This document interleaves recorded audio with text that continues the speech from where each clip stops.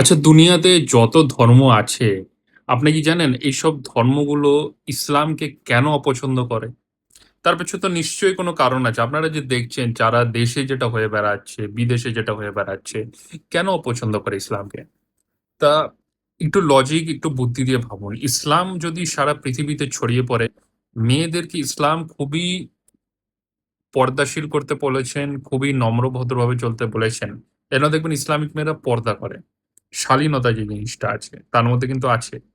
আর অন্য জিনিসগুলো যারা দেখবেন, যদি সব বড়, বড় ব্র্যান্ডের মার্কেটিং গুলো যে আছে, দেখুন আপনি একটা একটা সিম্পল একটা ফোন।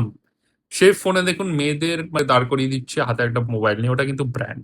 এটা কিন্তু মেয়েরাও কিন্তু পণ্য হবে না যদি ইসলাম চলে আসে। দ্বিতীয় হচ্ছে যে এসব মদের যে মার্কেটটা, অ্যালকোহল যে মার্কেটটা আছে, আপনারা নিশ্চয়ই জানেন যদি মুসলমানরা সাচ্চা মুসলমান যারা আছে তারা কিন্তু অ্যালকোহল ছুঁয়েও দেখে না।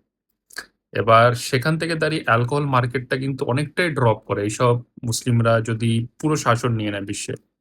৩ নম্বর হচ্ছে নারী নির্যাতন। এই জিনিসটা কিন্তু আমি বারবার বলি ইসলামিক শরিয়াতেও আছে যে নারী নির্যাতনের মৃত্যুদণ্ড মৃত্যুদণ্ডই হচ্ছে একমাত্র শাস্তি।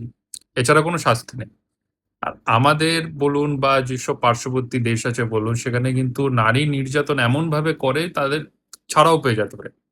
তো এই সমস্ত বিষয়গুলো আল্লাহ তাআলা আমাদের যেন বেশি করে বুঝদান দেয়। জাযাকাল্লাহ খাইর। দেখা হচ্ছে পরে।